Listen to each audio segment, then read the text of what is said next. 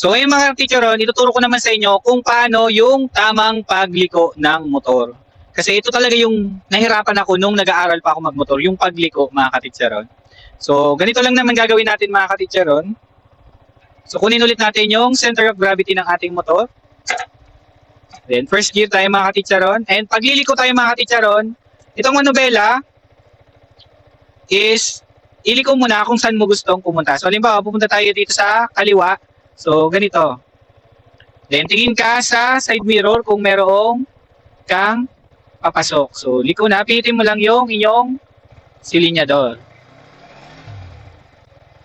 So release natin yung, pwede naman, kung medyo nahihirapan ka pa sa pagliko, pwede mo gamitin itong first gear lang muna mga katitsaron. So release natin yung kanyang braking point. So abanti na yan.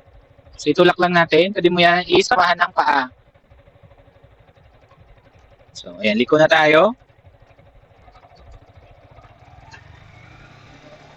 Diba?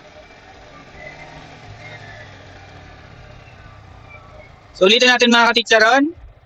Kung liliko tayo, so iliko natin yung ating manubela kung saan tayo papunta. Tapos, abante.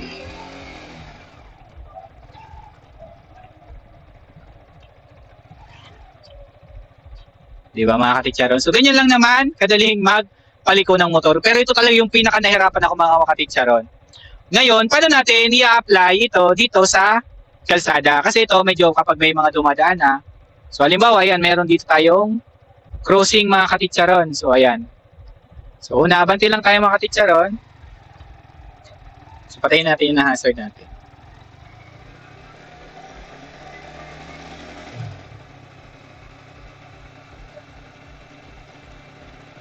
So halimbawa, liliko ulit tayo sa kaliwa mga katitsaron, signal light tayo. Then tigil, tingin sa magkabilaan, tapos kung saan ka papunta, doon ka na. Dito nga ay namatay yung ating makina mga katitsaron.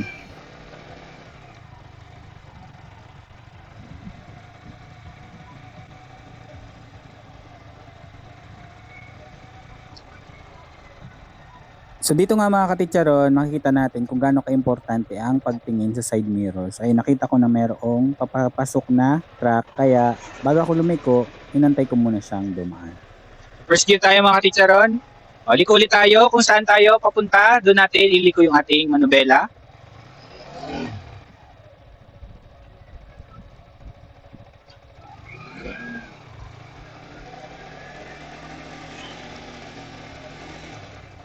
Ngayon, liko naman tayo mga katitsaron sa kanan. So, ganito lang naman din pagliko. So, pihitin natin saan tayo papunta. Then, ayan.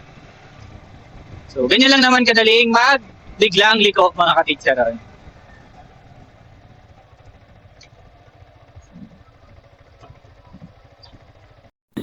Follow for more mga katitsaron.